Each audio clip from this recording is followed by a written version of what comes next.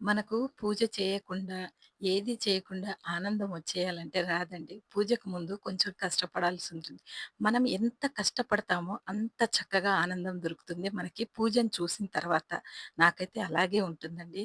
ఏది ఏమైనా కూడా పూజ చేసుకున్న తర్వాత వచ్చే ఆనందం అది వేరండి. స్వామివారికి తప్పకుండా కూడా శనివారం రోజున ఈ అన్నిటితో మనం ఏది మీ ఇంట్లో ఏది ఉంటే దాంతో ఏదే పంచామృతాలతో మనం చేస్తే చాలా మంచిదండి. స్వామివారికి అభిషేకం చేస్తే ఎప్పుడూ కూడా నాకు ఈ వీడియో అండి ముందుకు వెళ్ళలేదండి. ఎందుకంటే నాకిక్కడ 7 దీపాలు కనపట్లేదండి ఎవరికీ కూడా. అవి వెలిగించగానే అప్పుడే కొండెక్కిపోయాయండి. కాకపోతే 7 దీపాలు పెట్టడం వల్ల మొత్తం పిండిని తినలేం కదండీ! అదంతా ఎక్కడన్నా ఇన్ని రోజులు వాగులోనో ఎక్కడన్నా వేశాను కానీ తెలిసినప్పుడు మాత్రం దాని గురించి వేయకూడదు అనిపిస్తుందండి నాకైతే మాత్రం. మనం ఇక్కడ అక్కడ వేయడం కంటే ఆ నైవేద్యాన్ని మనం కొంచెం తక్కువ చేసుకొని మనం తింటే మంచిది కదండీ!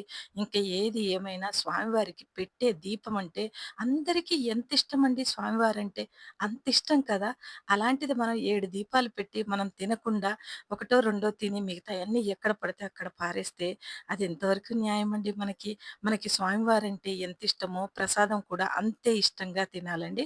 అది తినగలిగినంతే చేద్దాము. ఎక్కువ ఎందుకు చేద్దాము? ఎక్కువొచ్చేసి మనం పారేయొద్దండి. స్వామివారికి లేనిపోనిది మనం ఏదైనా చుట్టుకోకూడదండి. పూజ చేస్తే ఫలితం రావాలి కానీ ఇంకేమైనా రావద్దండి.